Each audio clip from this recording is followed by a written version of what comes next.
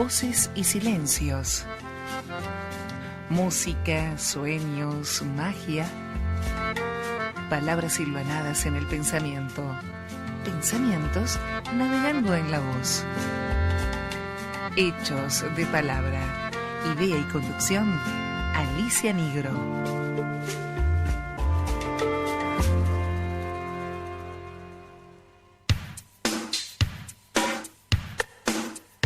Radio Hermes también te escucha. Llámanos al 4305-3303 o deja tu mensaje al 11 56 47 2346. Compartí nuestros contenidos en redes. En Facebook nos encontrás como Radio Hermes Web, en Instagram como Radio Hermes y en Twitter como Radio-Hermes. Míranos en nuestro canal de YouTube, escuchanos en www.radiohermes.com y nuestra aplicación para dispositivos móviles.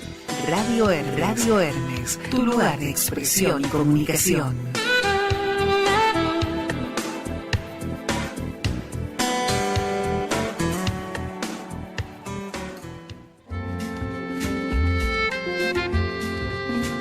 Entre voces y silencios nos va haciendo la palabra. Hechos de palabra.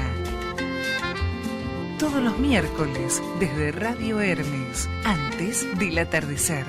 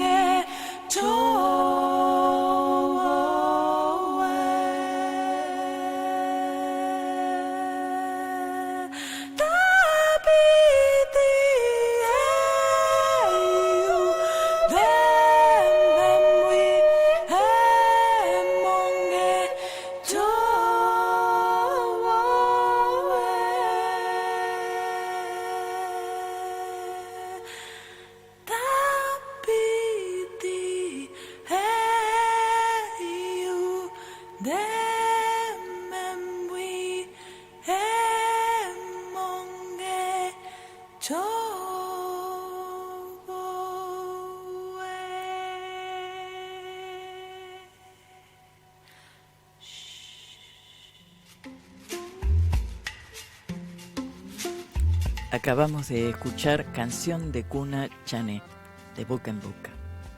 Chané en guaraní significa esclavos. Esta canción ha sido transmitida por generaciones, de boca a boca, entre los chané, quienes devienen de los arahuacos, pobladores de las islas del mar Caribe en un principio, miles de años antes de Cristo. Por razones desconocidas, entre el año 1500 a.C. y el 800, abandonaron su hábitat y migraron hacia el sur. Los chanés fueron esclavizados por los guaraníes conservaron su identidad étnica, pero perdieron hace aproximadamente su lengua arahuaca original y adoptaron una forma del guaraní. Previo a la llegada de los españoles, los guaraníes, a quienes también se conocen como chiriguanos, invadieron los llanos y valles chané. En 1892, el ejército de Bolivia derrotó a los chiriguanos y los chanés consiguieron liberarse de la esclavitud. Entonces migraron a la Argentina. Se afincaron en el Chaco salteño. Los antiguos chanés eran agricultores, cazadores y pescadores, con un sistema social desarrollado donde los linajes determinaban los rangos sociales. Eran un pueblo sedentario, construían asentamientos densamente poblados, con grandes casas comunes y rodeados de sus cultivos. En Argentina, los chanés viven en el noroeste de la provincia de Salta, en las localidades de Tuyuntí, Campo Durán y Pichanal. En la provincia de Jujuy habitan en las proximidades de Ledesma y San Pedro.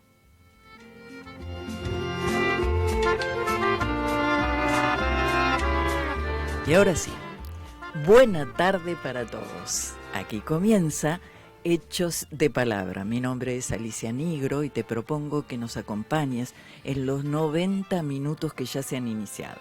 En la operación técnica y en el asesoramiento artístico técnico, Pablo Duarte nos pone al aire desde www.radiohermes.com. Nosotros estamos aquí en los estudios de Radio Hermes y vos estás en algún punto de este infinito que habitamos, haciendo de la magia una realidad, porque este presente será nuestro presente cuando vos lo dispongas. Podés vernos en forma directa o en forma diferida. Si es en forma directa, ya estás conectado a Radio Hermes. Y si es en forma diferida, podés hacerlo a través de Twitch, de Spotify, en ebooks o en YouTube. Nos buscás Radio Hermes, Hechos de Palabras y ¡ping! Aparecemos. Te pedimos que te comuniques con nosotros, que nos mandes mensajitos y serán leídos en forma directa o en forma diferida, como vos gustes. Y siempre habrá una respuesta.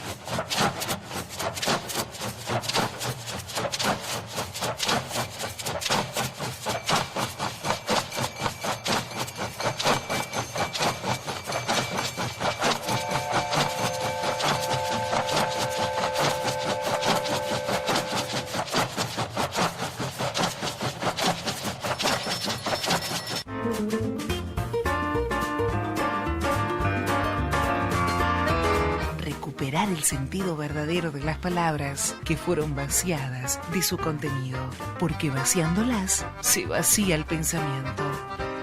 Hechos de Palabra por www.radiohermes.com.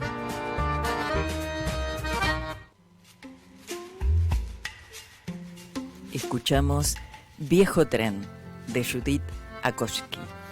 Es el tema que acabamos de escuchar. Pero también quiero contarles quién es Judith. Es música, especialista en didáctica musical. Nació el 8 de octubre de 1937 en Basavilbaso, Entre Ríos. Es autora de cuadros sonoros y de ruidos y ruiditos. Series discográficas para niños. Ruidos y ruiditos son varios álbumes. Judith se desempeñó como docente en escuelas de todos los niveles educativos y en el nivel universitario. Tuvo, acá tengo entendido que en la ciudad de Buenos Aires, formó parte del equipo de profesionales para el diseño curricular, dictó cursos y elaboró documentos de base para la capacitación docente. Escribió varios libros que fueron editados desde 1988 a lo largo de su trayectoria profesional y que son utilizados en nuestro país, en Brasil, en España y en Italia. ¿Y por qué esta música? ¿Por qué estos temas nos acompañarán toda la tarde hoy? Y bueno, lo iremos descubriendo. En principio diré que hoy tenemos una columna sumamente interesante.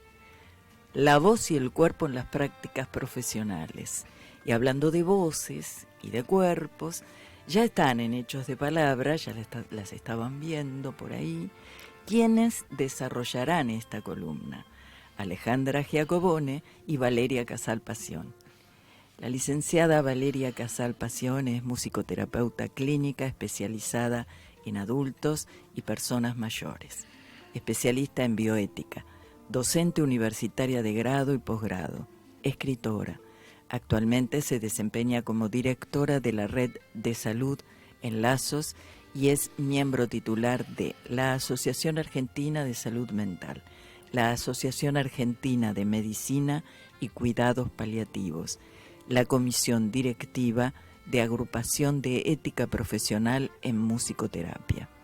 Es socia fundadora de Musicoterapia Clínica Red Argentina, MAR, y fundadora de Musicoterapia con Perspectiva de Género, MUJER.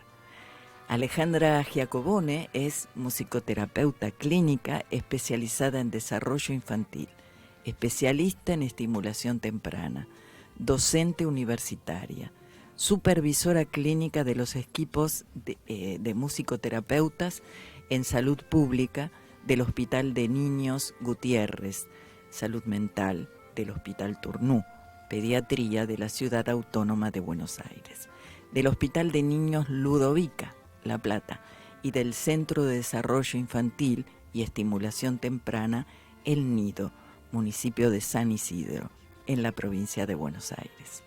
Ha realizado diversas publicaciones, al igual que su compañera Valeria, y son materiales de estudios, lo han hecho en revistas, lo han hecho en medios académicos y científicos, y también investiga, Alejandra, la inclusión musicoterapéutica en el sistema de salud argentino y realiza asesoramiento prestacional a familias, profesionales e instituciones. Todo un lujo tenerlas aquí. Gracias por haber venido, por estar con nosotros. Y bueno, no sé si vos querés agregar algo en relación a la música, porque la música no la elegí yo. Bueno, sí, un poquito elegí. Elegimos porque me diste entre las tres. Un abanico, pero fue elegida entre ustedes y me pareció sumamente interesante, porque seguramente ustedes van a ir hablando y nosotros vamos a ir comprendiendo por qué esa música. ¿El de Judith? Ale. Sí, voy a comentar esto. Entonces, bueno, gracias, un placer estar y compartir y charlar, como siempre. Sí, cuando pensábamos en la música siempre está hecha con el cuerpo y con la voz, o con la voz que uno escucha, o con la voz que uno tiene adentro, más allá de que la propuesta sea instrumental. Y en este caso, el material de Judith es muy interesante porque es del álbum Cotidiáfonos, o sea que son instrumentos creados con objetos de la vida cotidiana. Entonces, todos los sonidos y los paisajes sonoros que ella presenta en ese material, que no tienen un trabajo vocal, sino un trabajo instrumental, está todo hecho con construcciones a partir de objetos de la vida cotidiana del momento en el que ella lo hizo. Creo que esto es en principio de los 80, tengo que ver bien cuándo fue, con lo cual hay cosas que ya hoy no se accede con tanta facilidad, accedemos a otras Claro. cosas que el mundo suena y Claro. el mundo de los niños suena todo el tiempo. En los consultorios de niños no solamente hay instrumentos, al menos en los consultorios musicoterapéuticos, está lleno de otras cosas que suenan y que no necesariamente son instrumentos musicales. Hay fuentes. Y en el viejo tren hay una sonoridad muy característica que es la botella de plástico de agua mineral rellena con distintos tipos de granos. Arroz, algunos granos por ahí más tipo porotos, más grandes o más chicos, que producen distintas sonoridades. Lo que le da la sonoridad que evoca el tren es el modo en el que uno produce ese ritmo, con esa especie de shaker gigante que se fabricó con la botella. Y en otros momentos, con exalumnos de Judith, hemos trabajado esto también con los tubos donde se pasa la electricidad, los cables de electricidad que son acanalados. Bueno, esos tubos producen un sonido como un güiro, como un raspador. Ahora, si yo ese tubo lo apoyo sobre un parche, la sonoridad va a ser muy diferente. Y si el parche es de acetato o es de cuero o es de acuerdo al material del parche, va a sonar distinto. Así que bueno, muchos sonidos que es re podemos interesante, hacer, es más o menos estar como en el momento en que empezamos a hacer música los humanos, ¿no? Porque me imagino que habrá sido una cosa así. No digo que tenían esos cables, ¿no? Pero vaya a saber.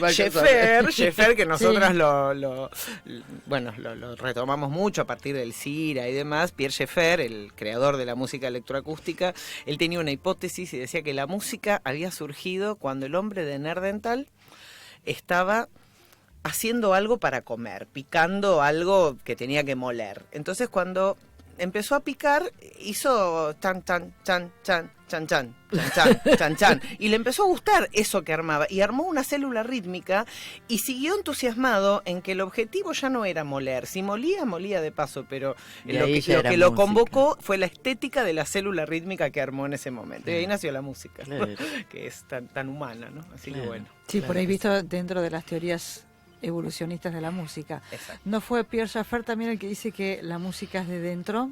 Sí. Ajá. Sí. ¿Cómo es eso? Que la música es de dentro, a ver. Que la música es de dentro. Bueno, a ver, si flor de frase, ahí ya entraríamos directamente en lo que es la voz y el cuerpo ¿no? ¿No es cierto? Ya estamos en el tema de la columna. Ya estamos en el tema. Es eminentemente subjetiva, porque también está por ahí los universales en relación a la música, ¿no? Como que la música genera, ¿no?, diferentes estados, ¿sí? Si yo tomo esa frase de Pierre Schaeffer, que la música es de dentro, yo podría pensar en lo que a mí me convoca, en tanto a la sonoridad, o mi musicalidad, o la musicalidad. No la música como un universal, ¿no?, sino como algo eminentemente subjetivo.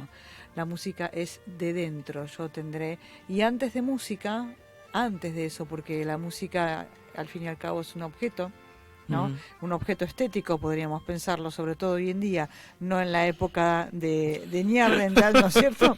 Sí, pero si lo pensamos desde la estética, lo podemos pensar como un objeto estético, pero antes que de eso hubo voz, hubo cuerpo, y antes del cuerpo voz.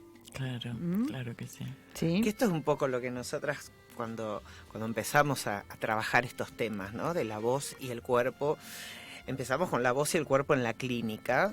Ahora después, bueno, Valeria va a comentar un poco toda la perspectiva de derechos que nos llevó a pensar esto, pero en relación a esto que estábamos hablando, nosotros decimos la voz y el cuerpo, no decimos el cuerpo y la voz, y eso no es ingenuo, no es que da lo mismo decir el cuerpo y la voz que la voz y el cuerpo.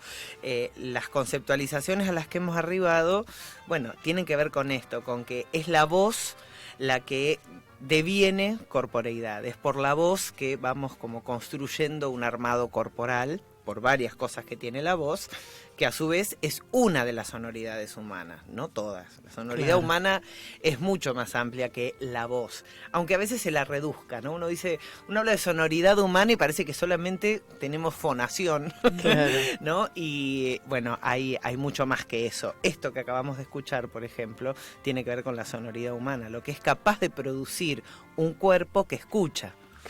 Y que escucha justamente porque la música está adentro, ¿no? Esto que decía Schaeffer. Y también lo podemos pensar que el cuerpo de por sí, el cuerpo suena, aunque no lo escuchemos.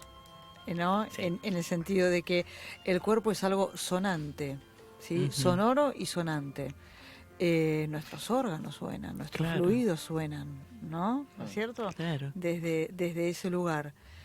Y por ahí, desde lo que tiene que ver con los derechos, que si yo como bioeticista, la bioética tiene una definición que no voy a dar ahora porque es aburrida. pero por ejemplo lo podemos pensar que bueno, es la ética aplicada al campo de lo profesional y al campo de la investigación. Pero también yo lo puedo pensar como la ética de los cuerpos. ¿Sí? Y para poder pensar en relación a la ética de los cuerpos, tenemos que pensar en la escucha, primero. Alejandra Giacobone y yo nos conocimos por causas de derechos. Mira vos. Anduvimos caminando y primero escuchamos, ¿no es Sí. cierto? Primero escuchamos, luego tuvimos que caminar y dar voz a diferentes causas relacionadas con personas con discapacidad, relacionadas con la musicoterapia en sí.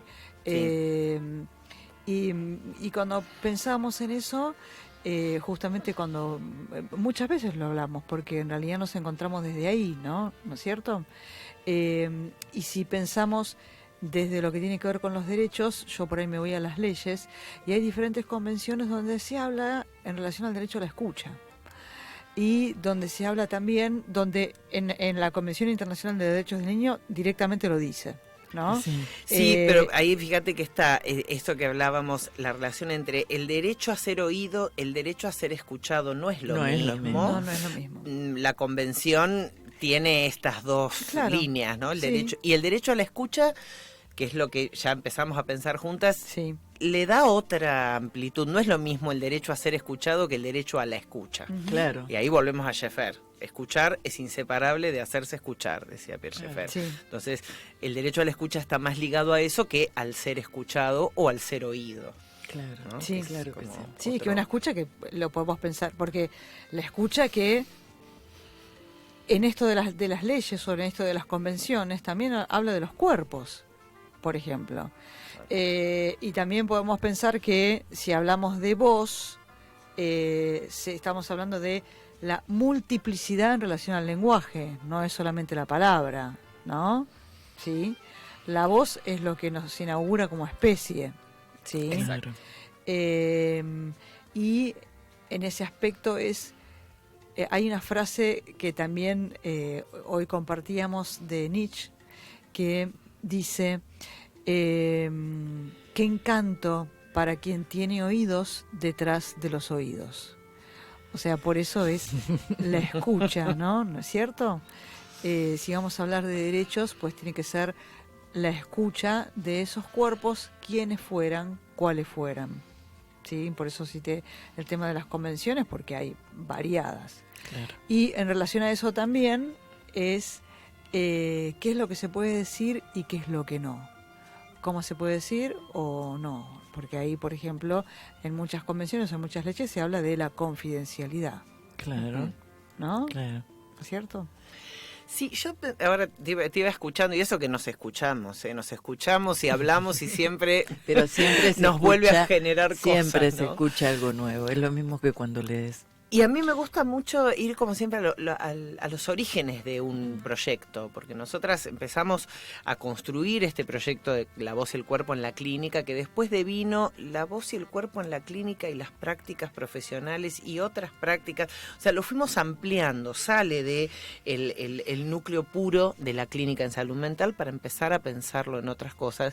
Y yo también me ponía a pensar en el origen, ¿por qué empezamos a hablar de la voz nosotras? ¿Qué es lo que hay? Yo creo que hay algo que la musicoterapia conceptual trabaja profundamente y que es abrir los reduccionismos, ¿no? Porque muchas veces en el ¿Qué modo sería abrir los abrir los reduccionismos? reduccionismos, claro, por ejemplo, cuando escuchamos la metáfora de la voz todo el tiempo en cosas como la voz de los niños, las voces de las personas, y no se está hablando de la voz, se está hablando del decir verbal. Claro. ¿Cuántas veces? Bueno, la voz de los niños, y alguien lee lo que los niños dijeron con palabras. Eso es metafóricamente puede estar, pero la voz es mucho más que eso. La voz es mucho más que el decir verbal. ¿Qué pasa ahí en relación al oír y al escuchar, no? Parecería que por algunos, digamos, movimientos conceptuales, sobre todo en salud mental, hay un reduccionismo acerca de que lo que se oye es lo que no es palabra. Y cuando aparece la palabra, escuchamos. Como si entre el oír y el escuchar hubiera simplemente una semantización de por medio, ¿no? Un significado semántico. Y la clínica musicoterapéutica con los que nos conecta es justamente con que hay que escuchar y hay que hacerse escuchar, y uno escucha producciones, expresividades sonoras, sonorovocales, que no son palabra, pero que tampoco son ruido, Claro. que tampoco son pura fonación. Por eso decimos, la fonación deviene voz. Deviene voz porque hay un otro que escucha y porque uno a su vez necesita llegar al otro. No, por eso ya iríamos a los orígenes, cómo pensamos los orígenes, ¿no? Claro. Cómo nos originamos. Pero me parecía importante esto porque el hablar de la voz en la reducción de la voz como la palabra fue una de las tantas cosas que nos llevaron Claro. a conceptualizar esto, ¿no? Y pensando también en lo que hace a la primacía de la palabra Ujú, y la primacía de lo visual también, sí. ¿no? Por ejemplo, sobre todo en estos tiempos. O, por ejemplo, también las conceptualizaciones que ya son más anticuadas, que ubicaban la musicoterapia como algo relacionado con lo preverbal. Claro. Entonces, si al mencionarlo como preverbal, ya de por sí, aunque bueno, no, pero es preverbal, estamos asumiendo que es preverbal, eso también implica la primacía de la palabra. Claro, porque Sí. la ponemos como eje. Que Claro. es antes, que es después. Antes, Sí. después, al lado está Claro. lo paraverbal. Lo como paraverbal si hubiera, también. lo verbal pudiera existir sin Claro, envoltura y sin materia sonora, digamos. claro. Que en todo caso, en el mejor de los destinos, adviene la palabra. No Ujú. siempre es posible. Claro, claro. O también por diferentes causas, la palabra o el hablar, el habla puede dejar de estar. Pero hay otras formas de expresión. Claro, claro. ¿No es cierto? Que sí, claro que sí. Es muy interesante lo que estamos escuchando. Ay, bueno, que Ahora vamos a hacer una pequeñísima pausa, musical por supuesto. Sí. Vamos a escuchar En Sueños, Judith Akoski.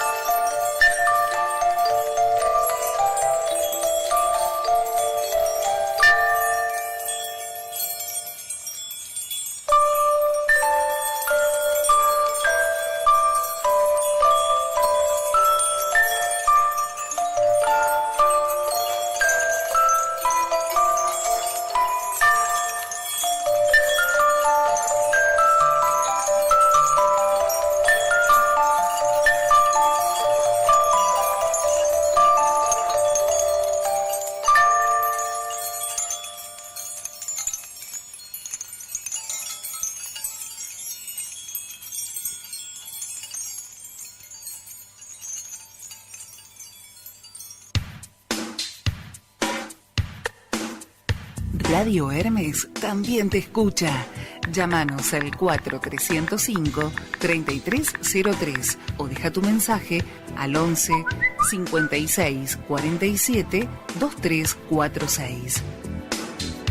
Compartí nuestros contenidos en redes.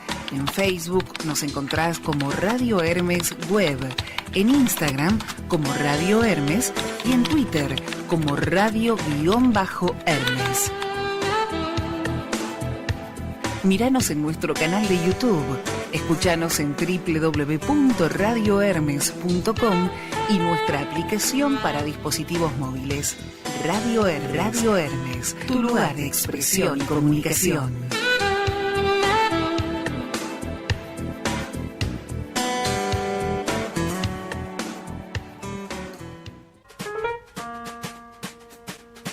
No hay nada nuevo, pero no todo está dicho.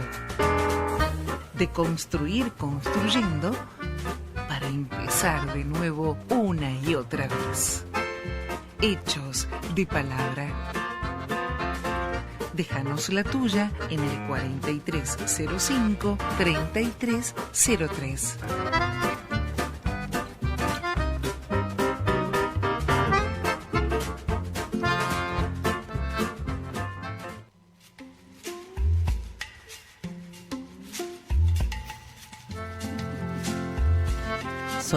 Es las 16 horas 36 minutos. Estamos en Hechos de Palabra, en Radio Hermes, con muy buena compañía. Estamos con Valeria Casal Pasión y con Alejandra Giacobone, ambas musicoterapeutas, con muchas ganas de hablarnos en esta columna tan maravillosa que han dado en llamar el cuerpo, la voz y el cuerpo. La voz y el cuerpo en las prácticas profesionales. Por eso la música que habíamos elegido y por eso ya estábamos en plena conversación, ya hemos comprendido algunas cuestiones y estamos metiéndonos en algunos temas que nunca por ahí nos habíamos planteado. Esto de la palabra, la voz, el cuerpo como una caja sonora que tiene sus propios sonidos. Esto es lo que más o menos Alicia Nigro pudo ir captando de esta interesantísima conversación que estamos teniendo y en donde realmente se abren puertitas para el pensamiento, sobre todo para los profesionales que estamos o que trabajamos con niños o con adultos mayores, como en el caso de profesionales que apuntan a esta cuestión de la voz, ¿no? Y de la palabra. Sí. Así que, ¿qué más tenemos para...? Algo en relación La palabra y el silencio tienen... ¿Sí? Sí, sí. Antes... ¿Van juntos? Bueno, ustedes sigan el camino que quieran. Yo soy una preguntona antes, que me meto. Voy a algo del silencio que me parece que es súper importante, que también es un derecho, ¿no? ¿No es cierto? Porque hay... es un momento donde inclusive puede surgir creatividad. Voy a citar a una psicoanalista que yo quise muchísimo, que fue la doctora Ana María Gómez, y ella decía que el silencio está henchido de voces. Y en relación a esto del cuerpo sonante, ahora recordé, voy a recordar la frase textual, pero el filósofo francés Jacques-Luc Nancy, que dice que el silencio no es privación, o sea, el silencio no es privación de la palabra o de la expresión, ¿no? O de lo sonoro expresivo, porque yendo a lo que tiene que ver con el cuerpo, nuestro cuerpo es una caverna retumbante, digamos, ¿no? ¿No es cierto? De por sí suena. Entonces no es privación, no es palabra o silencio, o por ejemplo lo que se habla en relación a lo que es el acallamiento, ¿no? Acallar. Muchas veces se refiere, y sobre todo muchas prácticas afines, a que el acallamiento está relacionado con el silencio. Y el silencio no solamente es un derecho, sino que también, por ejemplo, forma parte de nuestras prácticas. El silencio forma parte de nuestras prácticas. Yo recuerdo un caso clínico puntualmente donde estuvo basado netamente en el silencio. Se estuvo 1 año y medio en silencio hasta que algo advino. Y lo que advino tuvo que ver con algo salutogénico, algo que generó salud, ¿no? Era un silencio completamente necesario. Cuando ese silencio ocurre no tiene por qué ser privación y es necesario también que eso ocurra. Y el silencio como derecho, no como contrapuesto a esa forma de lenguaje que es palabra. Y en relación a esto que es lo que es de dentro, también puede llegar a ser el silencio. Otras prácticas afines ven a la voz como un instrumento o ven a la voz como una herramienta. Si fuera de esa manera, pues entonces sería por fuera de nosotros mismos. Claro. ¿No? Y tengamos en cuenta que la voz ha sido algo fundante, inaugural, nos inauguró. Qué bello, qué bello. Yo una vez escuché un comentario en radio, no sé si era Liberty, que estaba conversando con algún otro locutor importante, y hablaban de esto del silencio, ¿no? La búsqueda del silencio. El silencio tal como nosotros lo concebimos, cuando digo nosotros me refiero no desde el punto de vista clínico, sino de la cotidianeidad, que a veces pareciera que no existe. Es muy loco de esto. hecho a veces hasta la palabra silencio, otra metáfora sonora que se usa para referirnos a la ausencia de otras cosas, no precisamente sonido, claro, ¿no? O sea, a mí me llama mucho la atención y trabajo con este tema también, que es la cantidad de metáfora sonoro-musical que necesitamos usar para dar cuenta de lo que se ve, de lo que se oye, de lo que se hace. Es como que, y bueno, en las prácticas profesionales en salud mental, en el psicoanálisis, en la psicomotricidad, en muchísimas conceptualizaciones y teorías, parecería que es imprescindible usar la metáfora sonoro-musical. No hay otra manera de dar cuenta de ausencias o presencias que no sea usando esa metáfora, y seguramente debe ser por algo, porque la musicalidad nos funda humanos. Esto es de alguna manera lo que también venimos trabajando profundamente con Valeria. El silencio, si no hay silencio, no hay con qué comparar la existencia de un discurso, ¿no? Claro. O sea, cuando nosotros decimos, bueno, un discurso, ¿qué es lo que tiene que tener un discurso para que sea discurso? Tiene que tener presencia y ausencia, tiene que tener tensión, distensión, tiene que tener antecedente consecuente. Bueno, si no hay silencio no hay música, pero si no hay silencio no hay comunicación. Claro. Porque no tengo cómo interpretar eso, ¿no? El silencio donde organizo lo que va a venir o lo que pudiera llegar a venir, que no es lo mismo que la pausa, que también es necesaria, si no hay pausa, pero cuando pensamos el derecho al silencio también está pensado en función del hacerse escuchar, ¿no? Cuando yo decía esto, bueno, ¿cómo uno se hace escuchar?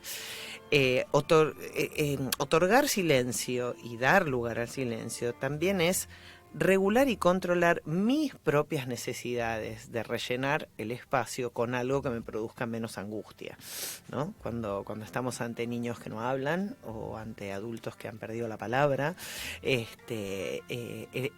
tan angustiante para cualquiera, para el terapeuta también, claro. que si uno no tiene muy trabajado este asunto, lo que uno va a hacer es rellenar de palabra. Y cuando se cansa de rellenar de palabra, va a rellenar con música. Entonces, en definitiva, no hay silencio. Entonces, lo que nosotros nos proponemos es repensar estas cosas, ¿no? Y cuando empezamos a trabajar con la voz y el cuerpo como manifestaciones de la musicalidad. Esto sería como lo que sigue, ¿no? Bueno, que no es la música. La música es un producto de la cultura.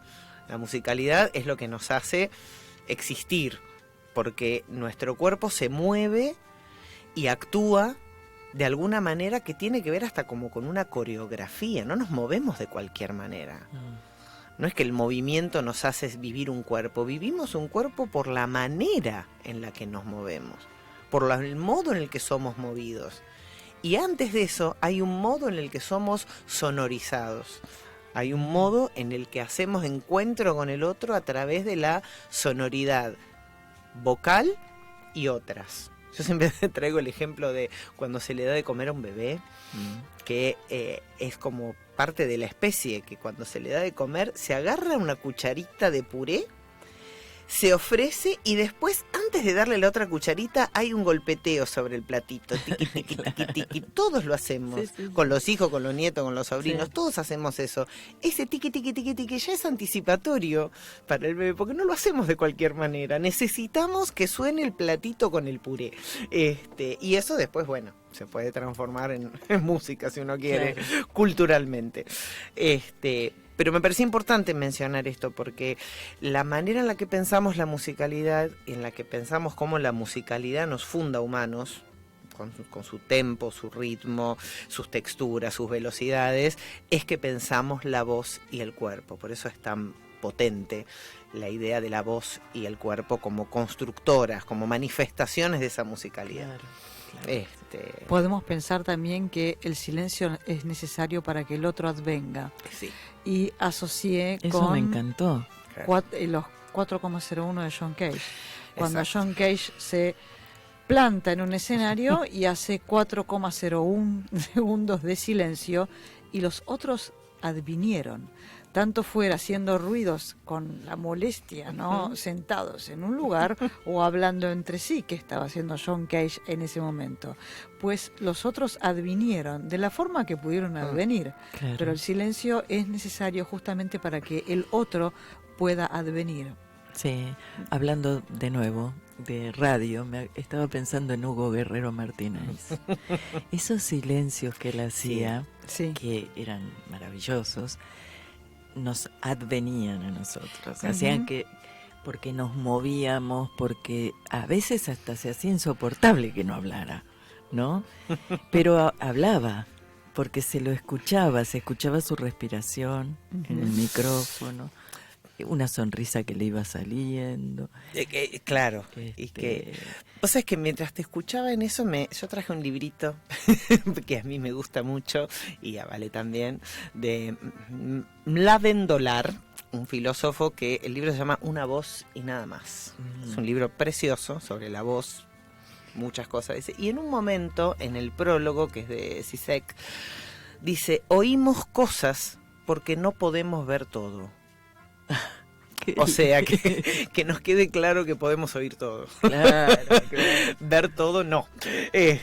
¿No? O sea, la vista tiene sus limitaciones, Claro. a pesar de la primacía de la mirada en la descripción de las etapas evolutivas por las que atraviesa un ser humano.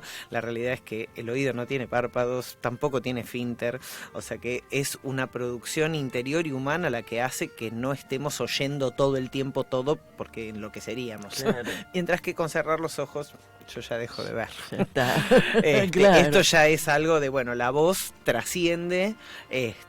¿Y cómo se escuchan a veces, pasado el tiempo, las voces?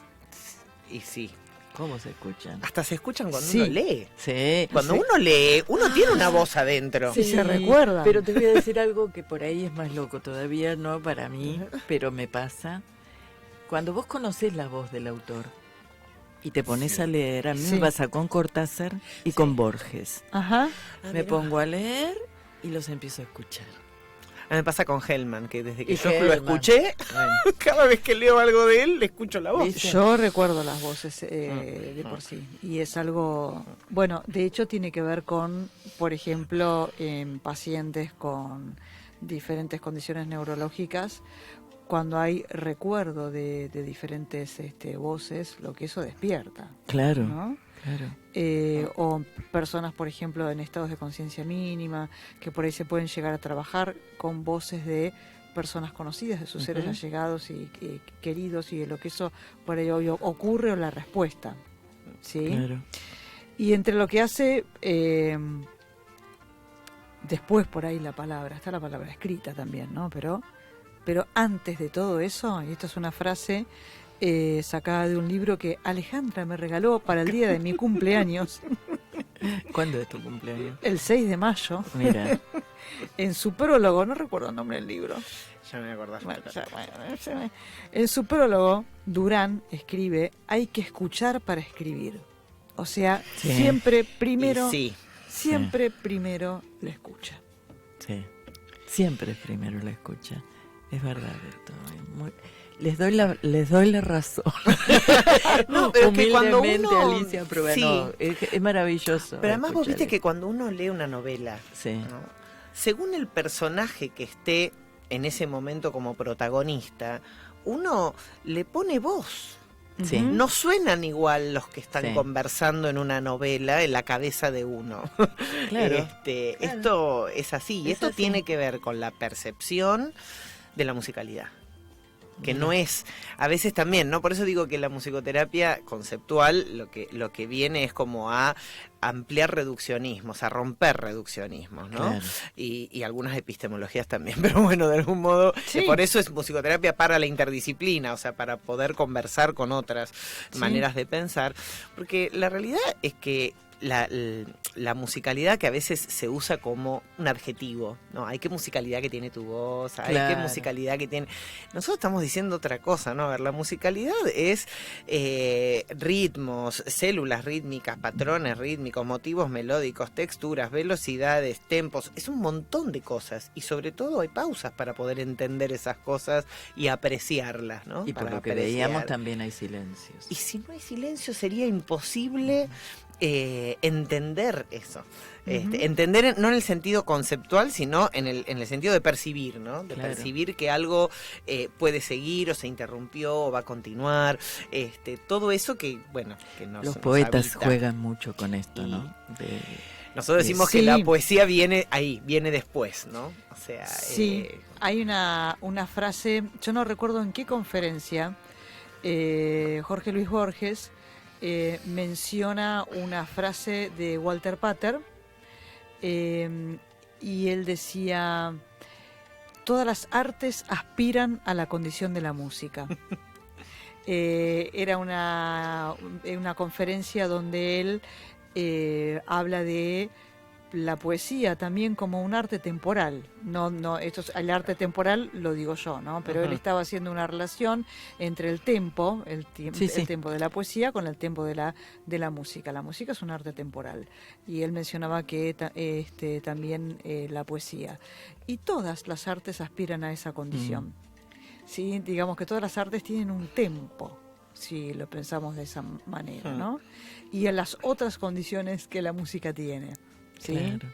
Y en relación a la musicalidad, esto de la voz que es tan fundante, la musicalidad fundante de lo humano, es una presentación que hicimos en el Congreso, de la Asociación Argentina de Salud Mental. el Congreso Internacional, fue un simposio Sí. que nosotras presentamos en el Congreso Internacional de Salud Mental que se hizo aquí en el año 2019, Sí, la musicalidad fundante de lo humano. junto a otra colega más, Junto María a Andrea María Andrea Luía, las Luía. tres presentamos Sí. la musicalidad fundante de lo humano. Sí, lo escribimos y lo presentamos y fue seleccionado para la publicación en un libro, ese trabajo. El libro, ¿cómo el libro, se puede adquirir? Sí, sí, sí. En la Asociación Argentina de Salud Mental se pide Sí. el libro del simposio del año 2019 Vos y lo ellos trajiste tienen. un día acá. Puede me ser. parece, una vez que Puede viniste ser. a Puede ser, no me acuerdo. Hechos de Palabra, me Sí. Puede parece. ser. sí, ¿Y ustedes han escrito algo juntas? sí, Bueno, tenemos un escrito que publicamos el año pasado en el Congreso de la Asociación Argentina de Salud Mental, sí, que es La voz y el cuerpo en la clínica. sí. Ese material está publicado también fue un libro virtual el que se hizo el año pasado, está publicado allí. Esto en plena pandemia floreció. Sí, Sí. sí, no hemos parado de producir y de pensar y de Exacto. reflexionar. La pandemia yo creo que, bueno, entre muchas otras cosas, porque la verdad que hablar de la pandemia son tantas las cosas que han pasado, pero agarrando un pedacito de todo lo que ha pasado, yo creo que nos vino a confirmar la potencia de la voz Sí, y la potencia de la musicalidad, no de cualquier voz, pero la necesidad de escuchar que había alguien en el departamento de al lado, que había alguien enfrente, la necesidad de salir a cantar a los balcones, la necesidad de salir a aplaudir. O sea, necesitamos sonar y necesitamos saber que existimos porque sonamos con otros, porque somos con otros, y me parece que, bueno, entre otras cosas, la pandemia trajo estas confirmaciones, como también trajo mucha reflexión acerca del derecho al silencio. Claro. Las personas que siguieron trabajando por medios audiovisuales como nosotros, que lo Sí. hicimos horas y horas en las computadoras, Sí. inventando cómo trabajar, también vivimos y vimos los efectos nocivos del exceso de musicalidad y del exceso de música y del exceso de palabra para tapar la carencia de encuentro físico, ¿no? Claro. Que también fue, sobre todo Vale puede hablar en relación a personas mayores, pero con los niños fue tremendo. Los niños estuvieron hartos pero hartos, agotados del exceso con el que se le presentaron los docentes, los terapeutas, que todo. hacíamos lo mejor que podíamos. Claro. Los tíos, los abuelos, todo era como que cantábamos y bailábamos delante de la computadora todo el tiempo, ¿no? Claro. Por eso, muchas cosas para pensar, pero sobre todo me parece que lo que nos da a pensar es la necesidad que tenemos de que la voz y la sonoridad arme cuerpo. Que arme mi cuerpo y arme en el otro el cuerpo que yo soy y que el otro es, ¿no? Qué Como importante esta que es el necesidad. otro, ¿no? Y sí, Qué Sí. importante que sin sea. otro no somos. Y a veces no los queremos olvidar a los otros. Sí, algo Qué bárbaro, interesante ¿no? por ahí como una viñeta, por ahí atendiendo, no solo, yo atiendo también adultos y luego hasta personas mayores, ¿no? Personas internadas con COVID, que estaban completamente obviamente aisladas, ¿no? Yo atendí personas con COVID y los atendía telefónicamente porque les alcanzaban un teléfono y era mi voz, Claro. ¿no? Y en realidad fue un paciente, por primera vez con la primera internación de un paciente mío con COVID, que él solicitó esa intervención, y la intervención era primero con voz, luego por ahí acercaban, ¿no?, los aparatos y se podía hacer la videollamada de los pacientes que yo tuve con internaciones por COVID, y era importantísimo la escucha, ¿no? La escucha de... Se puso en valor. Sí, Yo creo que por la Sí. necesidad nos llevó a eso, ¿no? sí, sí. Pero no sé si llegamos a reflexionar todo esto que ustedes nos están contando. No, por supuesto.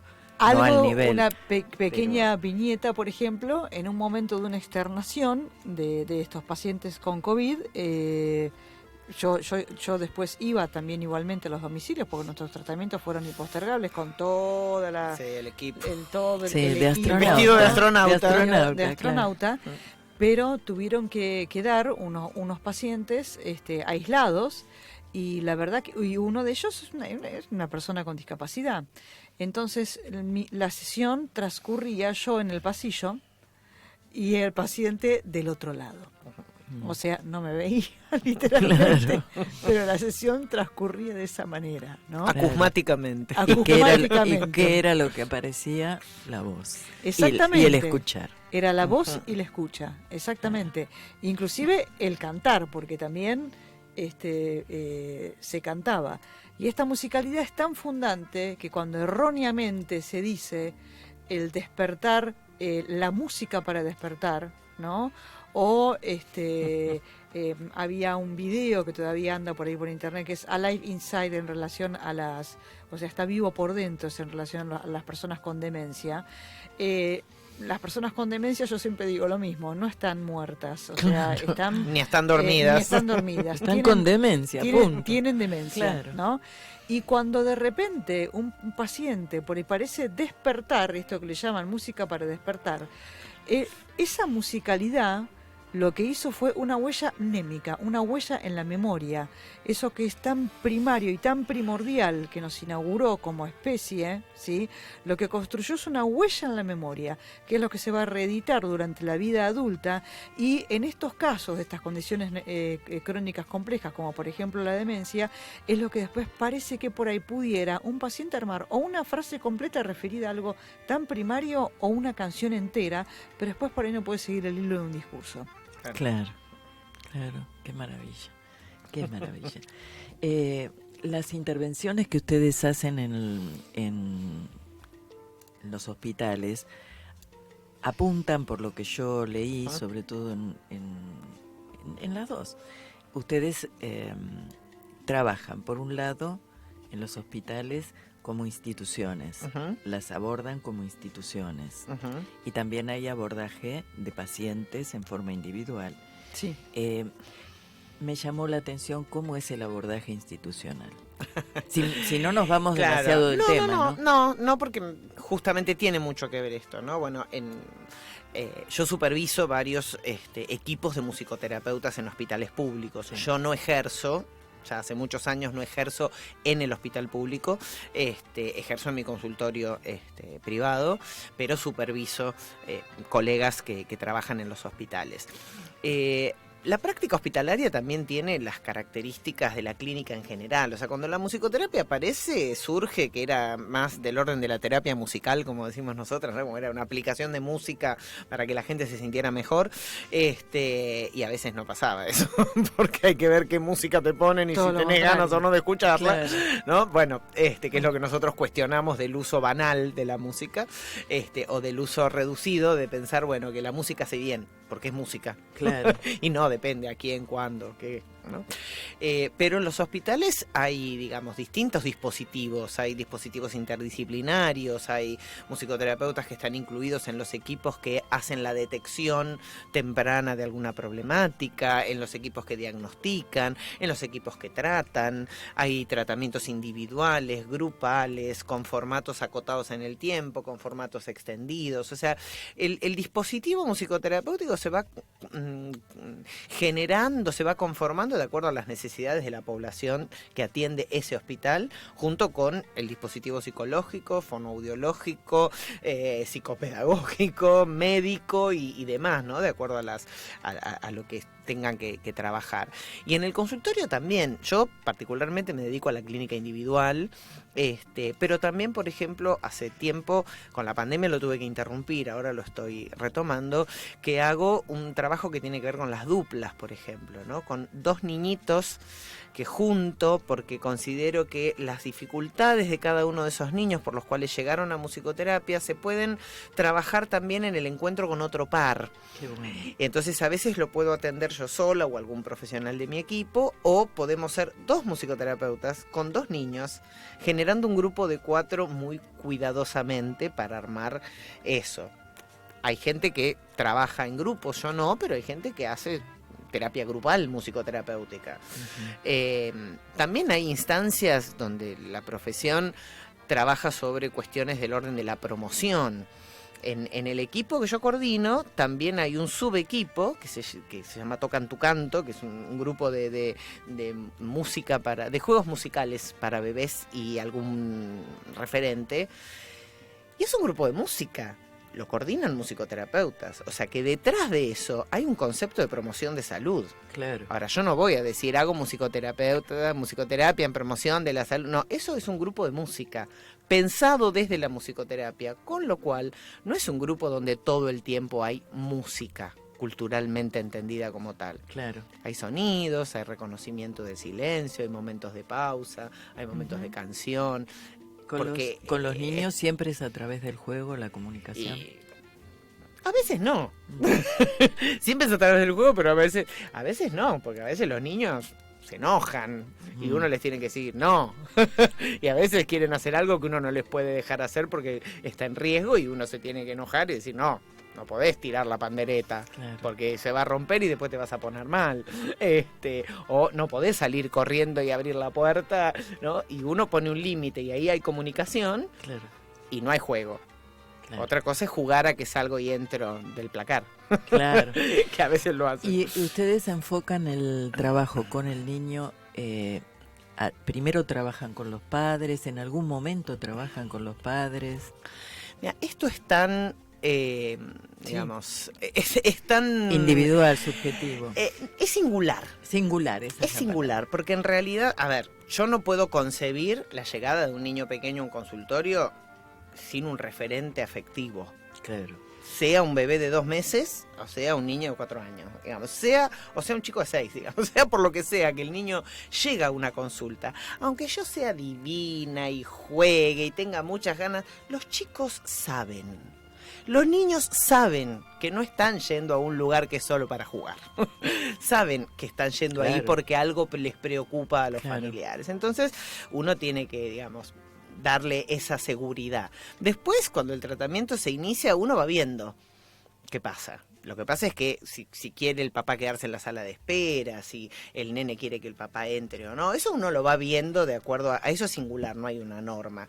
Pero lo que sí me parece importante decir, porque esto, bueno, ya que está el espacio, lo voy a decir porque me parece que es fundamental, es que los bebés y los niños pequeños no pueden estar sin un referente afectivo.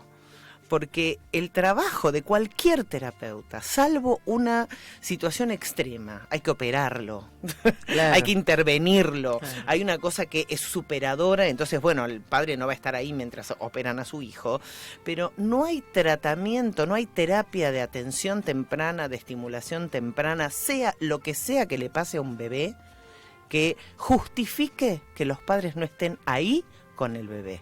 En ese tiempo. En ese momento. Y el terapeuta se las tiene que ingeniar para que estén. a través de ese progenitor o de ese referente se aborde. Yo he escuchado lugares donde vienen los padres con un bebé de 3 meses diciendo, no, nos dijeron que nosotros nos tenemos que quedar en la sala de espera mientras lo atienden. ¿Qué No, es eso? de alguna manera no era inocente mi pregunta, pero sí, Con el adulto pasa lo mismo. También. Y ahora iba vos Sí. a hacerte esa pregunta. ¿Qué pasa con el adulto? Con el adulto vamos a pensar en, por ejemplo, cuando yo cité ahora el paciente con demencia, es una de las condiciones crónicas complejas.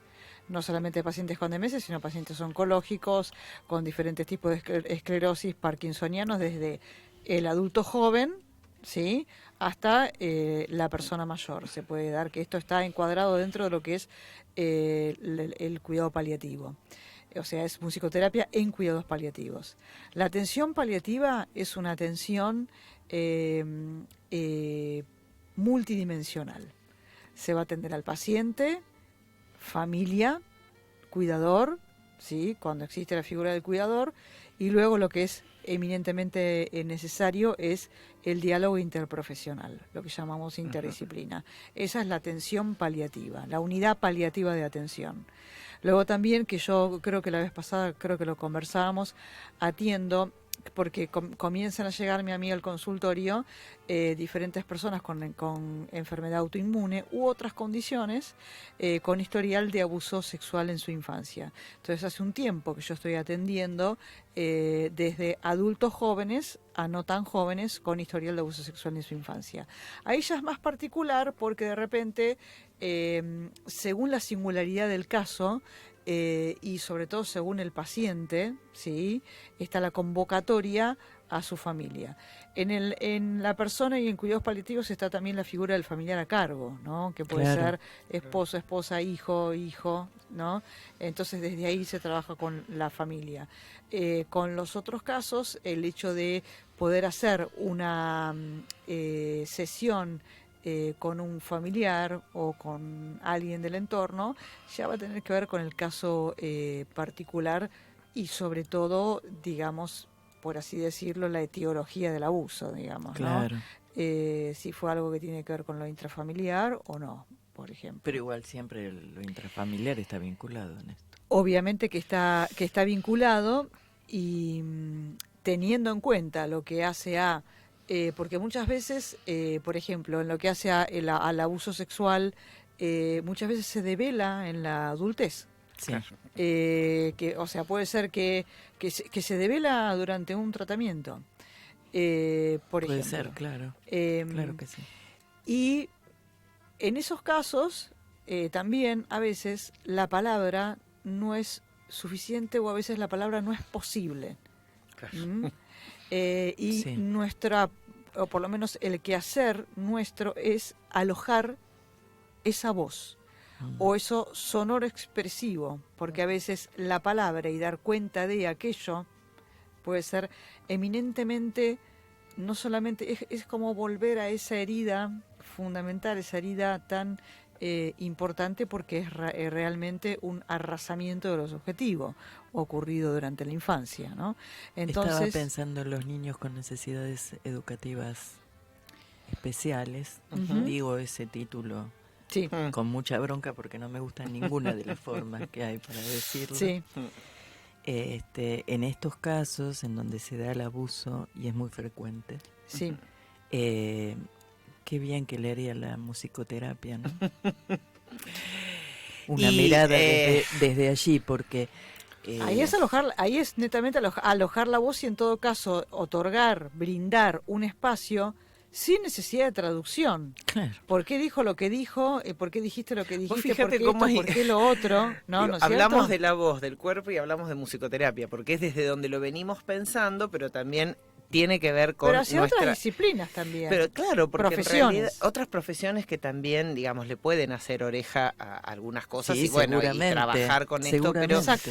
creo que hay como un tema acá nodal en esta cuestión, y es que la posibilidad de escuchar y de hacerse escuchar y de ser escuchado tiene mucho que ver con no minimizar, no subestimar la propuesta musical, ¿no? Porque estamos hablando de música, de musicalidad y de musicoterapia. Son tres cosas que se relacionan pero no son lo mismo.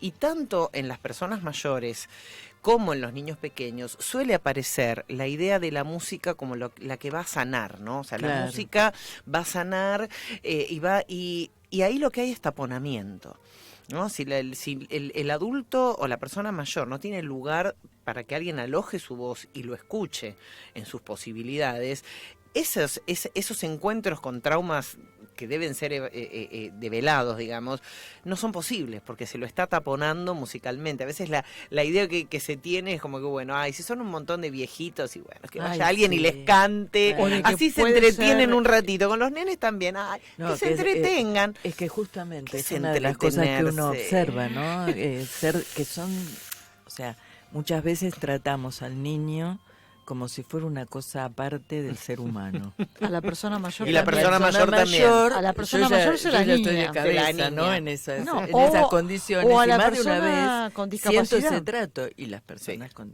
A lo que es Cualquier- diferente. Cualquier grupo etario en ese punto se lo puede tratar de esa Claro, manera, ¿no? Sí. Claro. Sobre claro todo que por sí. la vulnerabilidad, ¿no? O sea, la persona mayor es más Sí. vulnerable que otra persona, sobre todo si está limitado corporalmente o mentalmente. El niño pequeño también es vulnerable, la persona con discapacidad es vulnerable.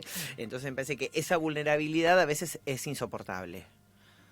Es insoportable. Y entonces el tema del uso de la voz, no solamente de la escucha de la voz, sino del uso de la voz. Yo he hablado muchas veces con Vale de muchas veces cómo, sin que se den cuenta, muchas veces los mismos profesionales les gritan Sí. a los viejos. Sí. Se les grita como si... Pero no mal, ¿eh? No porque No, se no, lo no, esté... no. No, como, ¿cómo le va? ¿Cómo anda hoy? ¿Bien? No, Y- o no. ese pum para arriba que somos felices todo el tiempo. Exacto, estamos todos A mí me- alegres, me- intensivamente sí, claro. alegres. No, eso Sí. no es así. Claro. Ni lo que nos pasa es que ver a una persona mayor en situación de internación, en situación de vulnerabilidad, ver a un niño pequeño atravesando un proceso oncológico, peladito, son cosas que nos duelen. Claro. Ahora, el tema es cómo trabajamos ese dolor para darle escucha y para darle calidad de vida, no para Claro. taponar ese dolor con gritos y musiquita. Claro. Hay algo que se llama dolor total dentro de lo que son los cuidados paliativos, que el dolor total es un dolor psíquico, es un dolor físico y también se habla de dolor espiritual. ¿Sí? Hay también un abordaje espiritual para quien tiene, digamos, Esa necesidad. esa claro. necesidad también, por eso se habla de dolor total. Y para un dolor total se requiere una escucha integral. Claro. Ese dolor también debe ser albergado. ¿Sí? Porque en ese caso no sería silenciado, sino ahogado. Ahogado, taponado. Y al sujeto, a la persona que está atravesando lo que está atravesando, lo que le duele, le duele. Claro. Y eso debe ser escuchado. Claro que sí, claro que sí. Qué interesante. Yo soy docente y voy a hacer una preguntita. Yo no he visto en mi carrera, Ujú. bueno, no he visto en general que surgiera la necesidad de hacer intervenciones, Ujú. salvo algunas veces desde la psicología. Ujú. A nivel institucional, el abordaje. Entonces, ustedes hablaban y yo pensaba en el trabajo que transcurre dentro de una escuela y hablaban de escucha Ujú. y a veces falta tanto la escucha, ¿no? Entonces, no he visto, sinceramente, no he visto abordajes institucionales desde la musicoterapia. Hay. No, pero Sí, no he hay. visto. Sí, Y pero trabajé- son costosos. Y he Sí. trabajado alrededor Sí, son de 40 costosos. años sí. En la Sí. docencia, en distintas instancias, distintos niveles. Sí, pero en ese punto vos sabés que me acordaba y algo que no recuerdo, algo relacionado a lo que dijiste vos, Ale, fue la doctora Marcela Armus quien habla del elogio de la falta. Sí. Hay que elogiar la falta. Uno recibe de otras profesiones para interconsulta, ¿no? De psicoanalistas, psiquiatras, fonoaudiólogos, neurólogos también, médicos clínicos por ahí, ¿no? En mi caso, bueno, el tuyo también. Sí. Es así. Entonces, para derivar, y hay que elogiar la falta. Y si vos no lo hablaba desde la Yo desde psicología, ese lugar lo estoy diciendo porque el actualmente, psicólogo, en este momento. el psicólogo, el psicoanalista también deriva, ¿sí? Claro. A musicoterapia por una X situación. Voy a hacer una interconsulta contigo porque veo tal cosa, Sí. ¿no? Por ejemplo. Entonces ahí tiene que haber instalado, lo cual podemos decir que es un elogio de la falta en beneficio de un paciente, de un Es sujeto. lo Claro, mejor, es lo mejor claro que que podría sí. pasar. Digamos Sí. que a veces hay, me parece a mí, uno tiene que, digamos, entender las cosas epocalmente, ¿no? Porque las cosas están atravesadas por una época y el recorrido que han tenido hasta el momento. Inevitablemente a toda hegemonía le corresponde una contrahegemonía. Esto es como algo histórico que va epocalmente a seguir sucediendo. Entonces, los primeros, de alguna manera, que confrontaron la hegemonía médica fueron los psicólogos, desde lo profesional, no estoy hablando de lo disciplinar, sino desde lo profesional, que cuando logran su ley de ejercicio profesional, cuando logran el lugar que les corresponde profesionalmente, es como una ganancia sobre esa hegemonía que era la hegemonía médica. Después persisten algunas hegemonías médicas, pero cada vez tienen menos hegemonía en su manera de pensar. A veces sí, a veces no, depende de dónde se formaron y demás. Pero ¿qué pasa? Esa contrahegemonía se constituye en una hegemonía. Entonces muchas veces la hegemonía psicológica es imperante. Entonces en el campo a veces de la educación yo también escucho y veo esto, ¿no? Como que bueno, el único que puede resolver una problemática que no es física es un psicólogo, Claro. o que no es pedagógica sería un psicólogo. Y bueno, no es tan así, es un poco esto, ¿no? Hay que elogiar la falta, no alcanza con reconocer que uno no puede. Sí, sí. Uno tiene que estar contento con que no puede porque así trabaja con otro. Cuando vos decías, no somos Claro. solos. Porque requiere compartirlo, por ahí no es que no pueda, sino que requiere compartir para solicitar Pero una además- Pero a interconsulta, mí la ¿no? preocupación que me surge es la preocupación no del individuo que que me preocupa también, Sí, que está trabajando en una institución, sino la preocupación de cómo planeamos Ujú. el hecho educativo. bueno, claro. Si hablamos de equipos, si hablamos de equipos interdisciplinarios, todos sabemos lo Sí. difícil que es lograr un equipo Sí, interdisciplinario y sobre todo en educación, pero que está esa falta, que yo desde ese lugar lo estaba planteando, ¿no? Ujú, sí. Desde el lugar del elogio. Yo siento que me lo sacaron eso, porque yo ya no trabajo en educación. Claro. Y los chicos no pueden hacer consciente Ujú. esto que les sacaron, pero yo sí. Bueno, Los vos padres. fíjate, yo te hago una vuelta porque hay que encontrarle como algunas cosas también interesantes a esto. Estuvimos escuchando 2 temas de Judith Akoski. Sí. Judith, que no es la única, pero es una de las referentes argentinas en la manera de pensar la introducción, la iniciación musical de los niños pequeños, que la modificó absolutamente. Pepa Bianco es otra, digamos, hay otras, pero donde si vos le ofreces a la institución educativa esa manera de pensar la música con los niños, claramente estás ya ofreciéndole a todos los que quieran escuchar, docentes, directivos y todos los que estén allí, que hay otra manera de Claro. vivir la vida, ¿no? Que no es solamente enseñarle las canciones patrias a un chico o hacerlo cumplir una currícula. Claro. Pepa Vivanco jugaba con los chicos, los hacía jugar con los lápices tocando abajo del banco a ver cómo sonaba este banquito y cómo sonaba el otro y cómo sonaba, sin romper nada, sin hacer Claro. cosas, ¿no? Pero una investigación y los chicos estaban chochos. Entonces, cuando vos decís me lo sacaron, en realidad, bueno, si se permitiera más acceso a las Claro, a escuelas, eso me refiero. Y el fenómeno estético es lo que nos hace humanos, en definitiva. Entonces está muy bien que los chicos aprendan otros idiomas, que aprendan a usar las computadoras, que no hace falta que aprendan porque ya lo saben, ya nacen sabiendo usarlas. No perdamos de vista esto, que hay un montón de lugares donde la materia música está desapareciendo de las escuelas. Me parece gravísimo. Claro que es gravísimo. Claro que sí. Y esto tiene que ver con las políticas educativas y las políticas públicas en general. Porque cuando uno ignora algo, está bien, somos adultos y profesionales, debiéramos ignorar menos cosas, investigar un poco más. Sí. Debiéramos. Yo creo que es así. Yo lo pensé individualmente, pero si a nivel sistema estas cosas no se abordan como tienen que ser abordadas, estamos robando, estamos quitando la posibilidad de una mejor vida. Exacto. Yo lo pensé en algo un poquito más, por ahí algo un poquito más duro, que es el final de vida. Tanto sea en niños como en adultos, ¿no? Y también la que, bueno, yo lo voy a decir al aire, no estoy de acuerdo con el voluntariado, por ejemplo. Yo tampoco. ¿No? Pero bueno. En el sentido de que, bueno, de que vayan voluntarios a hacer música en esos momentos. Primero que es un momento tan particular y tan privado, ¿sí? Y si ha de requerirse algo que tenga que ver con lo sonoro expresivo, que ha sido esa musicalidad que ha sido fundante, bueno, estamos hablando en final de vida. Y a veces es nosotros que solemos ir a salas de UTI, unidad de terapia intensiva, o a salas de neo, no yo porque no soy paliativista en niños, sí de adultos.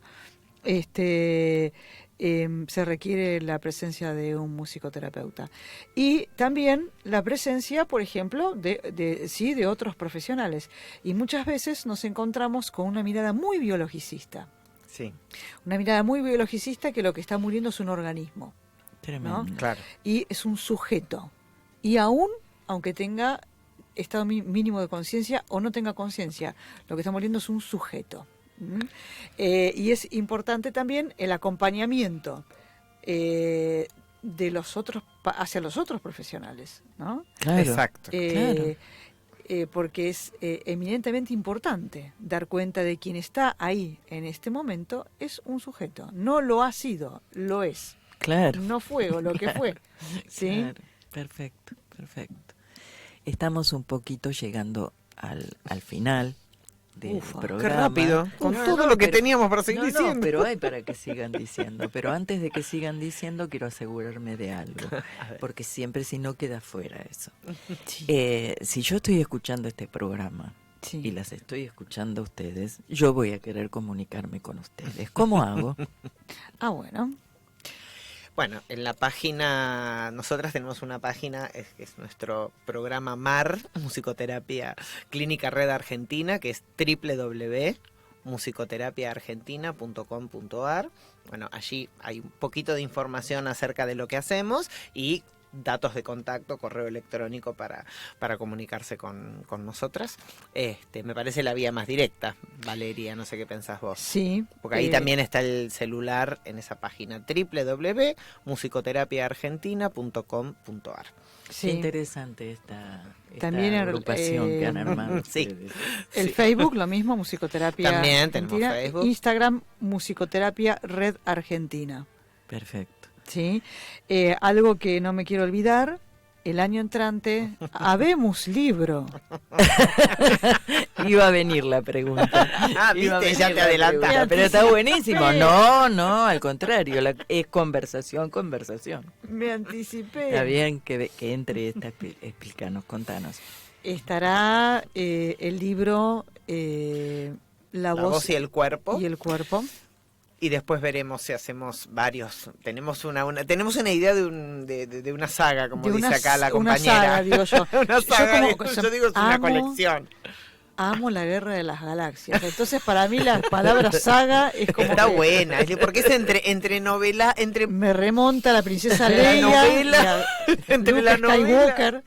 ¿no? Me encanta, Bueno, sí. van a venir hechos de Mira palabras. lo que me hiciste por decir, supuesto. Alicia. Bueno, yo no te lo hice decir. Lo dijiste vos. Esa fue la voz y el Fue silencio la voz, y la La escucha. escucha, La saga. La Dale, saga. sí, la saga de... Tenemos pensado hacer una saga Por eso, compilada por Alejandra Giacoboni y Valeria Casalvación sobre musicoterapia. Vamos Me a escribir encanta, me nosotras y encanta. vamos a tener invitados a Ujú. escribir por esto, ¿no? Por esto que decíamos antes. La voz y el cuerpo empezó siendo un tema de la voz y el cuerpo en la clínica y después se fue abriendo hacia la interdisciplina. La voz y el cuerpo en las prácticas. La voz y bueno, tenemos muchas cosas para pensar acerca Sí. de esto, así que bueno, vamos a Inicialmente tratarlo. será el libro que nos ha sobre este concepto, esta Que conceptualización. es con la que empezamos los seminarios. Nosotros Que el nos primer ha- seminario era la voz y el cuerpo en la clínica. Ya vamos Exacto. por la quinta corte de un seminario que es la voz y el cuerpo en la clínica y otras prácticas afines. Porque Exacto. tuvimos que abrirlo. Ya no Claro. era solamente la clínica. Bueno, eso está bueno. Nos Y sí, ha Eso aunado. quiere Sí. decir que está llegando. ¿Puedo contar algo indebido? Sí, cuente. Sí, si no, no sería lindo. Cuanto más indebido, mejor, mira. Un día fuimos a una universidad, que no voy a nombrarla, porque bueno, habíamos sido convocadas para hacer de esto una formación específica Ujú. y estábamos con el decano, el doctor. Y el doctor nos dijo, qué bien que se llevan ustedes. Entonces yo le dije, Ya sé lo que vas a decir. sí, somos como Nu y Eve. Y ahí quedó, Nu y Eve. Ella es Nu. Yo soy Nu. Y ella se ve. No sé si se acuerda, ¿no? Ahí denota Algo contaste la otra vez. denota sí, la, porque yo me la acuerdo. edad de uno. Ya Y denota, bueno, ¿no? Nu pero y son Eve. Nu y Eve. Son niñas. Sí, pero porque fue realmente, o sea, como las dos veníamos en distintos grupos etarios desarrollando nuestro trabajo y cuando nos encontramos por cuestiones que tenían que ver con el derecho y con la ética, ahí empezamos a darnos cuenta que había un montón de cosas que coincidíamos, que desde distintos desarrollos veníamos trabajando la música identitaria, la musicalidad primordial, y bueno, y ahí dijimos, bueno, acá hay que hacer algo para hacer llegar esta manera de pensar, Claro.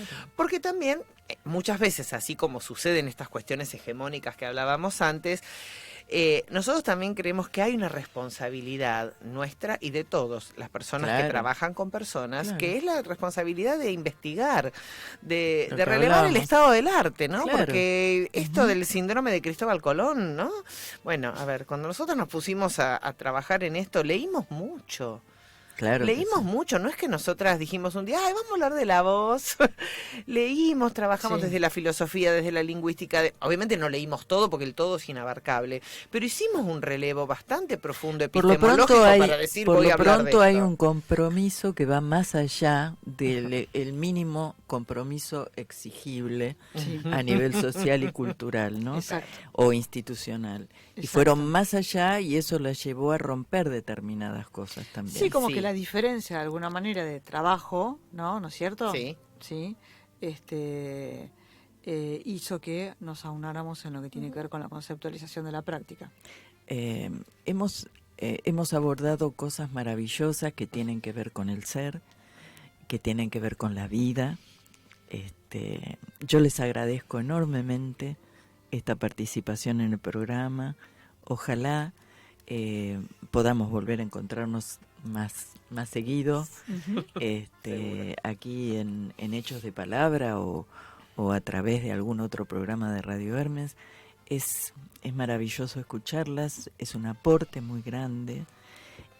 A mí me interesa que sabemos que aprendizaje hay siempre, aunque uno no lo registre.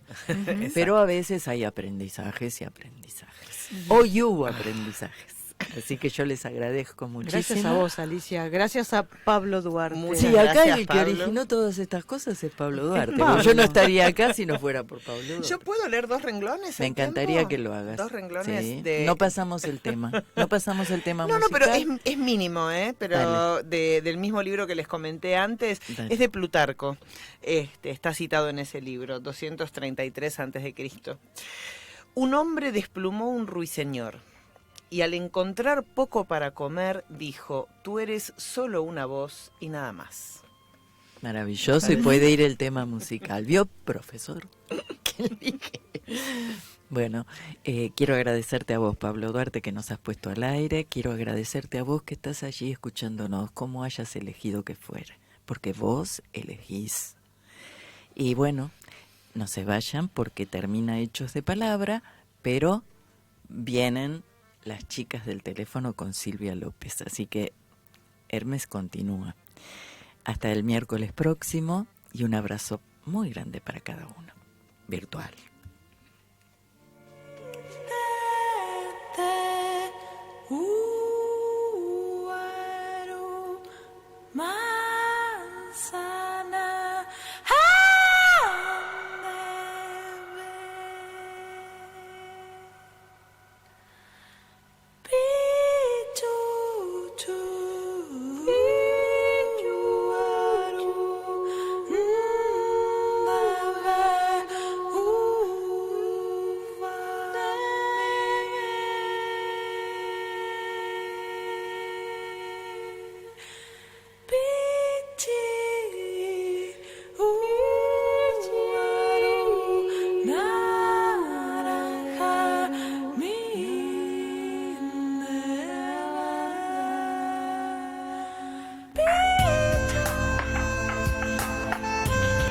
Desde el corazón de la ciudad autónoma de Buenos Aires, Radio Hermes, tu lugar de expresión y comunicación. www.radiohermes.com.